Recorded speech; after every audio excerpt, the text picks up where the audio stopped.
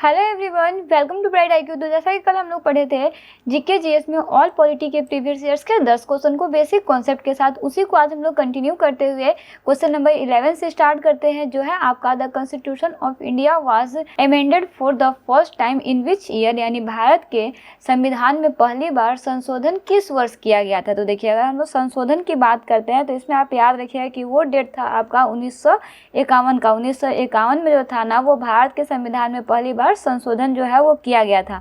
इसके द्वारा क्या था कि 9th शेड्यूल को ऐड किया गया था। याद रखिएगा किसे ऐड किया गया था, 9th शेड्यूल को ऐड किया गया था, जिसमें आपका क्या था कि लैंड रिफॉर्म यानी भूमि सुधार के बारे में बात जो है वो करी गई थी।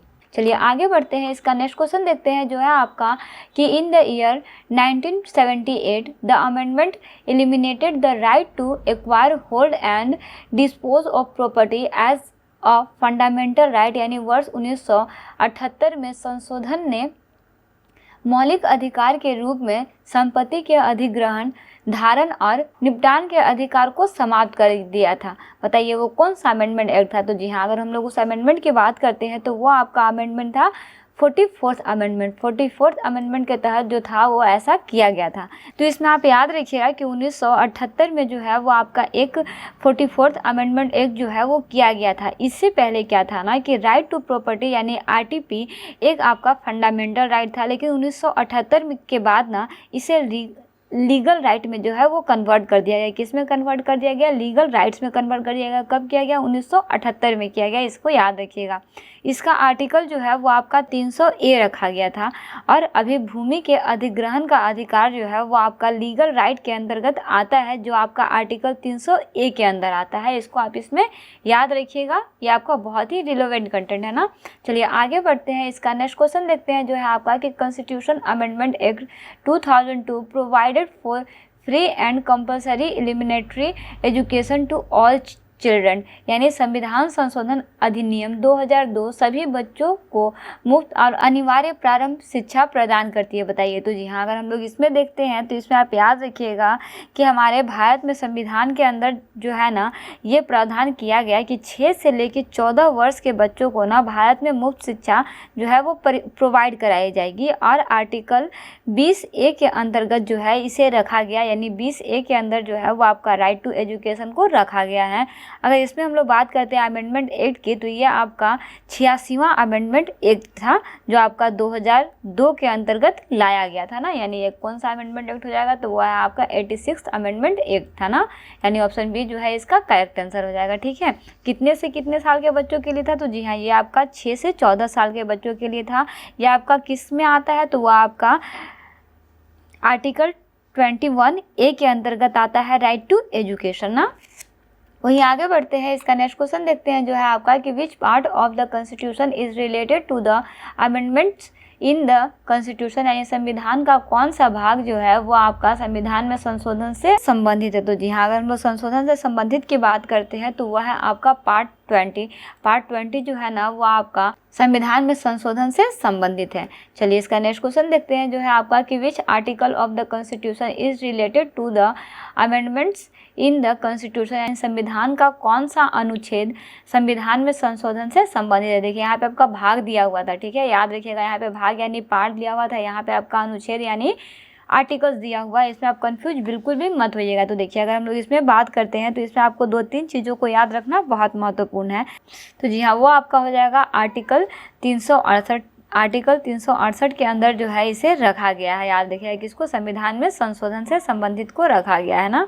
इसे हम लोग पहले भी पिछले क्लास में जो है वो हम लोग बेसिक कॉन्सेप्ट में बहुत सारे जो टॉपिक स्टडी किए थे ना, उसमें हम लोग इसमें इस टॉपिक को भी स्टडी किए थे 368 आर्टिकल के बारे में, जिसका लिंक जो है वो आपका डिस्क्रिप्शन बॉक्स में दिया हुआ है। पार्ट 1 का लिंक, वहाँ जाकर आप संपूर्ण पॉलिटी के 10 क्वेश्चन को स्टडी कर सकते हैं। उसमें सिर्फ 10 क्वेश्चन ही नहीं बल्कि 10 क्वेश्चन के साथ जितने भी बेसिक कॉन्सेप्ट बन सकते हैं जो आपके एग्जाम में मैच कर सकते हैं 100%, वो सारे क्वेश्चन को उसमें कवर अप किया गया है ना।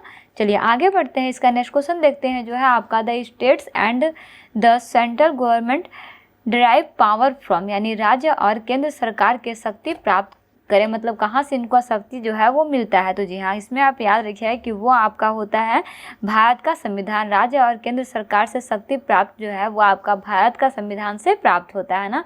यानी ऑप्शन ए जो है इसका करेक्ट आंसर हो जाएगा।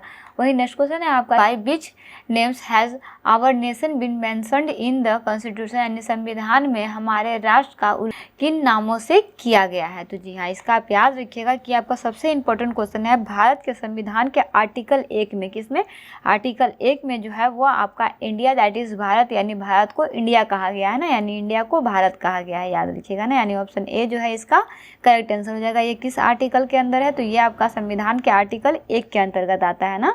चलिए आगे बढ़ते हैं। इसका नेक्स्ट क्वेश्चन है आपके पास कि which one of the following is not matched correctly, यानी इनमें से आपका कौन सा है जो सही सुमेलित नहीं है। तो देखिए, नागरिकता का अधिकार की बात करते हैं तो नागरिकता का अधिकार संविधान का भाग 2 में दिया हुआ है। मौलिक अधिकार जो है वो आपका संविधान का भाग 2 में ये भी दिया हुआ है। अगर हम लोग मौलिक कर्तव्य की बात करते हैं तो मौलिक कर्तव्य जो है वो आपका संविधान का भाग 6A में नहीं बल्कि 4A में दिया हुआ है, इसलिए ये आपका गलत हो जाएगा। और राज्य जो है वो आपका संविधान का भाग 6 में दिया गया है, यानी ऑप्शन सी जो है इसका करेक्ट आंसर हो जाएगा कि मौलिक कर्तव्य जो है वो आपका संविधान भाग 4A में दिया हुआ है ना।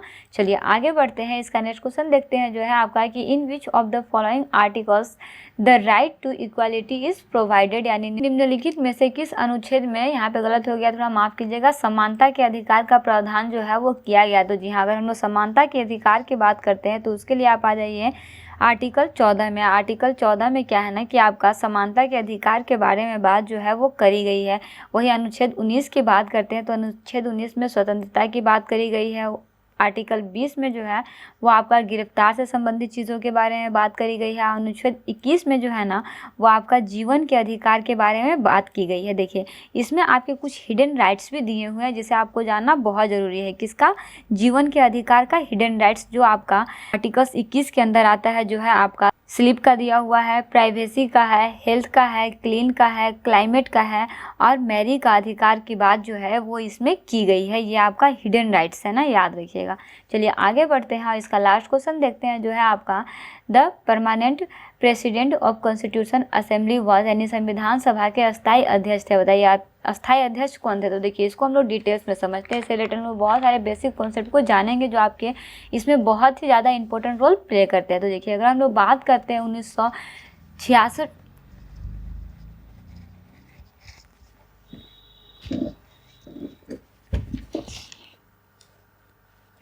तो देखिए, इसमें हम लोग बात करते हैं 1946 की ना। तो 1946 में कैबिनेट मिशन प्लान को जो है वो लाया गया था।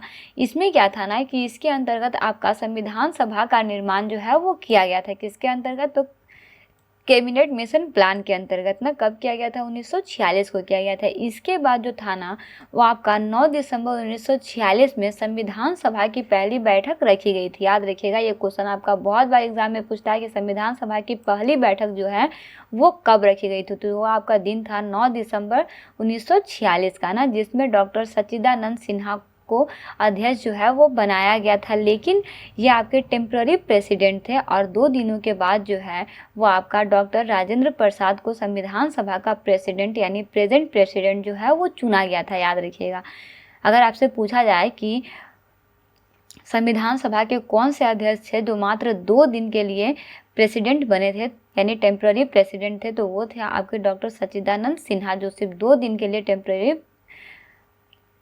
संविधान सभा के प्रेसिडेंट जो है वो बने थे। और इसके बाद कौन था, तो वो है आपके परमानेंट, वो आपके हैं डॉक्टर राजेंद्र प्रसाद, जो आपके प्रेजेंट प्रेसिडेंट जो है वो उस टाइम चुने गए थे ना। याद रखिएगा, तो ये सारा 3-4 टॉपिक जो है ना वो आपको इस क्वेश्चन के अंदर याद रखना बहुत महत्वपूर्ण है, क्योंकि इनसे बहुत सारे क्वेश्चन जो है वो आपके पहले भी एग्जाम में आए हैं और मैक्सिमम चांस है कि आगे भी एग्जाम में आ सकते हैं। तो सारे क्वेश्चन को कॉन्सेप्ट के साथ स्टडी करते रहिए। क्वेश्चन में कोई भी प्रॉब्लम हो या फिर कोई रिलेवेंट कंटेंट चाहिए तो प्लीज़ कमेंट बॉक्स में कमेंट जरूर कीजिएगा। इसके अलावा जितने भी हैं रीजनिंग, मैथ, सारे को हम लोग टॉपिक वाइज स्टडी करते रहेंगे। मिलते हैं नेक्स्ट वीडियो में एक इंपॉर्टेंट टॉपिक के साथ। Thanks for watching, like and subscribe bright IQ।